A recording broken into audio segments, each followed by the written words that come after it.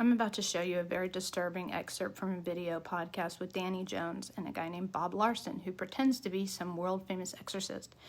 In this, he alludes to people with autism as potentially being possessed by demons or the devil. I have no words right now. There isn't much that makes me angry, but this is very problematic. As I've been shown, people with autism are ascended masters. They are the purest light that we have on this earth. Autism spectrum disorder is a neurodevelopmental condition characterized by differences in communication, in sensory perception, and in cognition. It is not a disorder in the sense of something being wrong, but rather a variation in human neurology, which I believe is the future.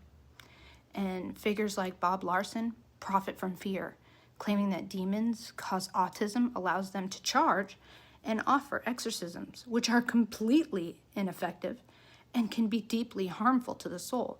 This is not spiritual guidance. It is a grift that preys upon vulnerable people, including desperate parents looking for answers. If this doesn't prove to you guys by now that demons are invented by the church, I don't know what will. And that happens with a lot of the problems today, like in the area of autism, of the whole the spectrum of Asperger's, et cetera, and so on, and people jump to a conclusion it's the devil. Now it can be the devil, partially, but almost always there's something systemic or psychoneurologically wrong with the person to begin with, and maybe the demon's taking advantage of that. Now let's go through a little bit of history. In the earliest Hebrew text, Satan is not a name, but is a title meaning adversary or accuser. And in Job, for example, the Satan is not an enemy of God, but a member of a divine council who acts as a prosecutor. There is no war in heaven, no rebellion, no cosmic duality.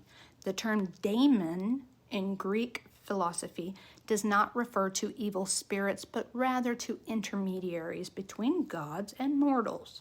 Socrates famously spoke of his daemon, not as an internal guide, not a malevolent force. Plato, also in his work Symposium, describes daemons as being of a mixed nature. They're not wholly divine nor human, so they're kind of conduits of wisdom.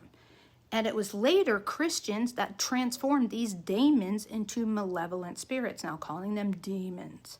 And Christian sects needed to delegitimize competing religious traditions, particularly the Greco-Roman polytheistic people.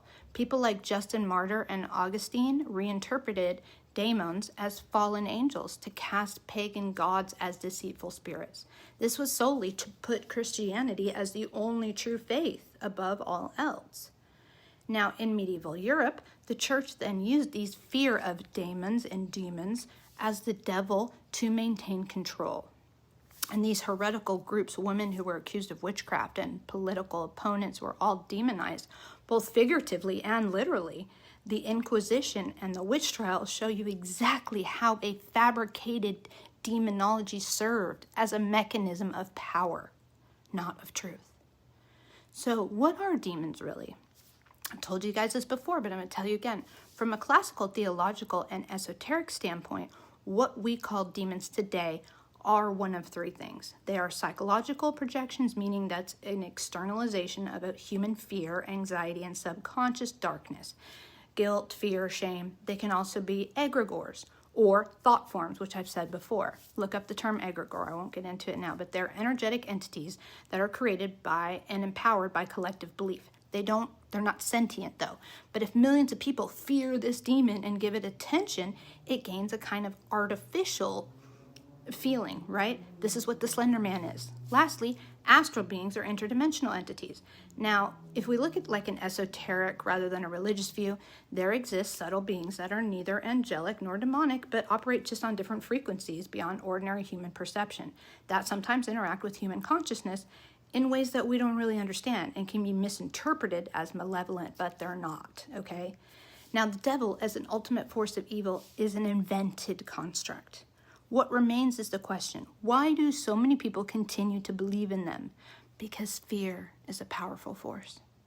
And the unknown always seeks a face because we don't understand it. So think about that next time.